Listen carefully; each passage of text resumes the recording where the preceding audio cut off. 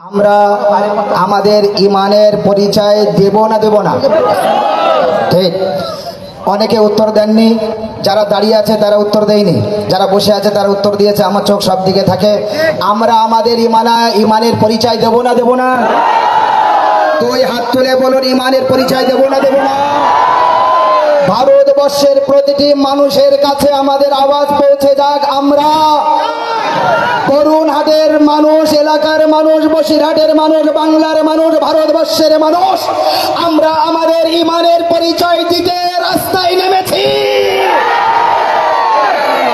নরেন্দ্র মোদী, তুমি যেখানে থাকো তোমার কান পর্যন্ত আওয়াজ পৌঁছে যাচ্ছে, আর না যেন আমরা পৌঁছে দেব।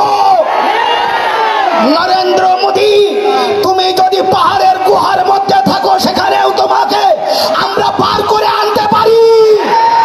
তুমি যদি কাচের ঘরের মধ্যে থাকো সেখান থেকেও পার করে আনতে পারি। একটা মূর্খ মানুষ এ কাজ করে না। কাচের ঘরে বসে পাথর ছোড়া না, বোঝাতে পারিনি? নরেন্দ্র মোদী কাচের ঘরের মধ্যে বসে পাথর ছুঁড়েছে, কাজ ভেঙেছে না ভাঙেনি? নরেন্দ্র মোদী, বুঝে নাও, তুমি কাচের ঘরের ভিতরে বসে পাথর ছুঁড়েছ, ওই পাথরে আমাদের লাগবে না, তোমার কাজ ভাঙবে। খুব তাড়াতাড়ি তোমাকে গদি থেকে তুলে আমরা ছুঁড়ে ফেলবো। আমাদের হাদিসের মধ্যে আছে, হুব্বুল ওয়াতান মিনাল ঈমান, দেশের ভালোবাসা ইমানের পরিচয়। দেশের ভালোবাসা ইমানের পরিচয়।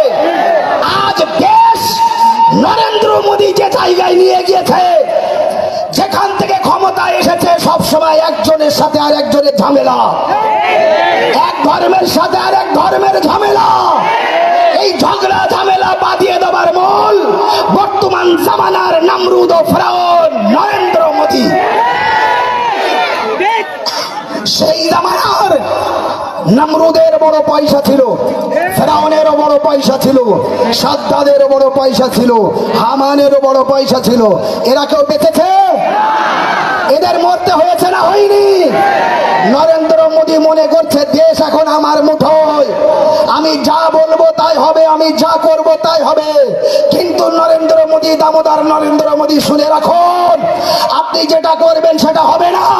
তবে আমরা চুপ ছিলাম বলে আপনি করেছেন, আমরা পথে নেমেছি, আর করতে পারবেন না। সবাই উত্তর দেবেন।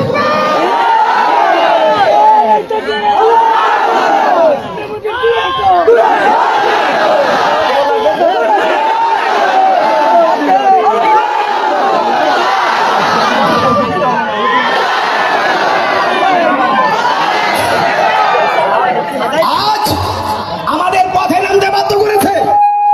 আমরা ভারতবর্ষের হিন্দু মুসলিম কিভাবে মিলেমিশে বসবাস করছিলাম, আজও হিন্দু মুসলিম আমরা মিলেমিশে বসবাস করছি। কিন্তু আমাদের মধ্যে দাঙ্গা বাঁধিয়ে দেওয়ার চেষ্টা করছে। আমরা ওই নরেন্দ্র মোদীর ফাঁদে পা দিচ্ছি না, দেব না। আমাদের হিন্দু মুসলিম ভেদাভেদ করতে নরেন্দ্র মোদী পারছে না, পারবে না। আমাদের আগেও মিল মহব্বত ছিল, এখনো মিল মহব্বত আছে, আগামীতেও থাকবে। হিন্দু মুসলিম আলাদা হচ্ছি না, হব না। আমাদের ভ্রাতৃত্ব, আমাদের মহব্বত, আমাদের ভালোবাসা থাকছে, থাকবে। তবে শুনে রাখুন, যেমন নমরুদ, ফেরাউন, সাদ্দাদ, তারা ধ্বংস হয়েছে, হয়েছে নয়নি? বড় আনা রাব্বুকুমুল আলা বলেছিল। ফেরাউন কি বলেছিল? আমি সব থেকে বড় আল্লাহ, আমি সব থেকে বড় খোদা।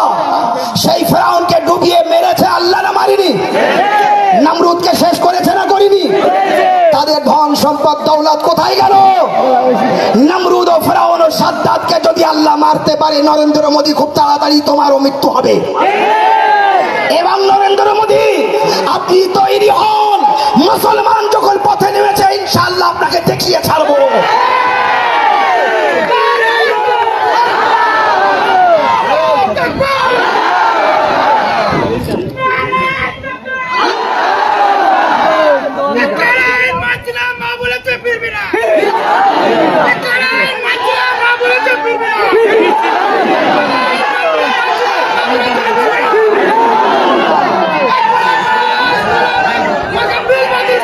যখন প্রতিবাদ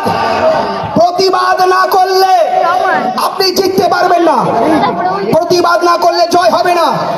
যদি কেউ আপনার বলে, শুনে রাখুন, যে প্রতিবাদ করে লাভ নেই, যা হওয়ার হয়ে গিয়েছে, একদম ভুল কথা, 100% ভুল কথা। যা হওয়ার হয়নি, যা হওয়ার এবার হবে। চোখে চোখ রেখে কথা বলো, যা হওয়ার হয়নি এবার হবে।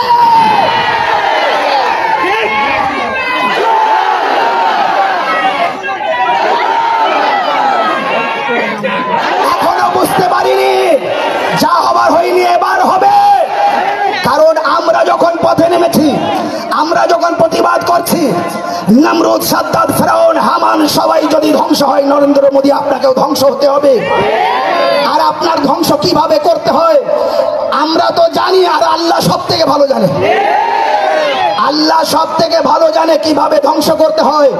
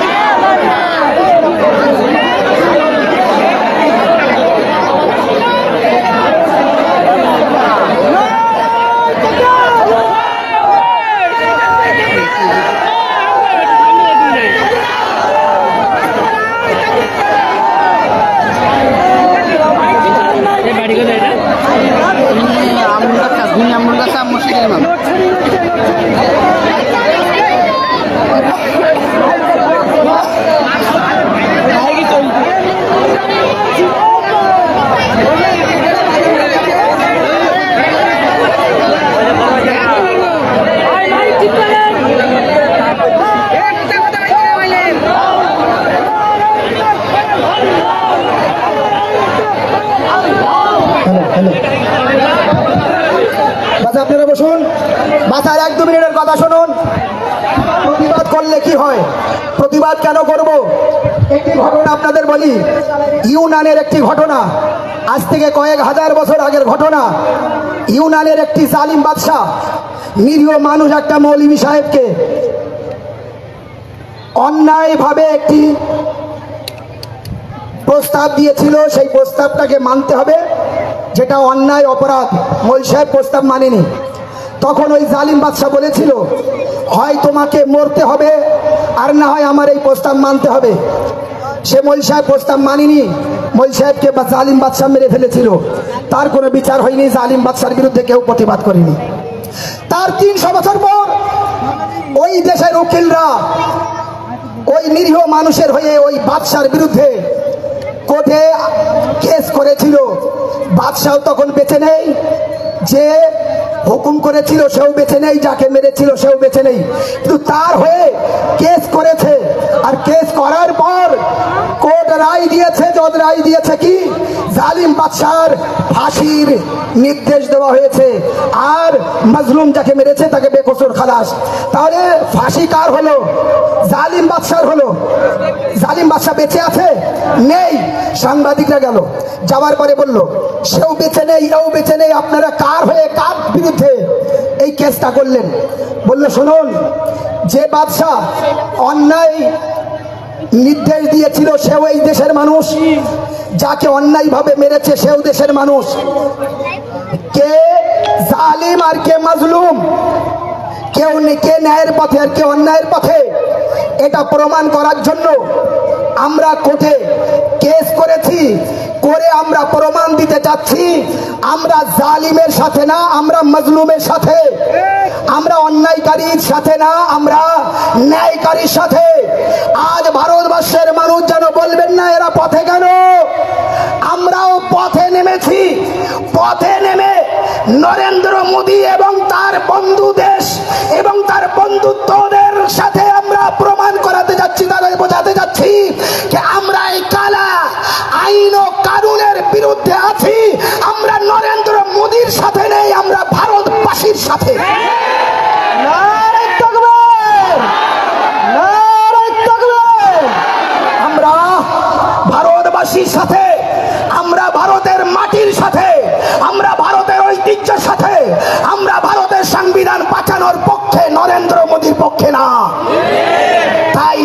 মোদী নিপাত যাবে, আর ভারতের সংবিধান বেঁচে আছে এবং বেঁচে থাকবে, আর কিভাবে বাঁচাতে হয় সেটা আমরা জানি। তাই ইনশাআল্লাহ আমাদের এই মিটিং মিছিল প্রতিবাদ চলছে আর চলতে থাকবে, আর চলবে। আর প্রতিবাদ করলে তার ফল যে মিষ্টি হয়, পাওয়া যায়, সেটা আমরা বুঝতে পেরেছি। আমাদের প্রতিবাদের ফল আমরা দেখতে পেয়েছি, গাছে ফল সবে লেগেছে, খুব তাড়াতাড়ি ঝরবে। আপনারা সুপ্রিম কোর্টের কথা শুনেছেন, আমাদের এই প্রতিবাদের কারণে ওই ফল সবে গাছে লেগেছে, তাড়াতাড়ি ঝরবে। আমাদের ইনশাআল্লাহ জয় হবে।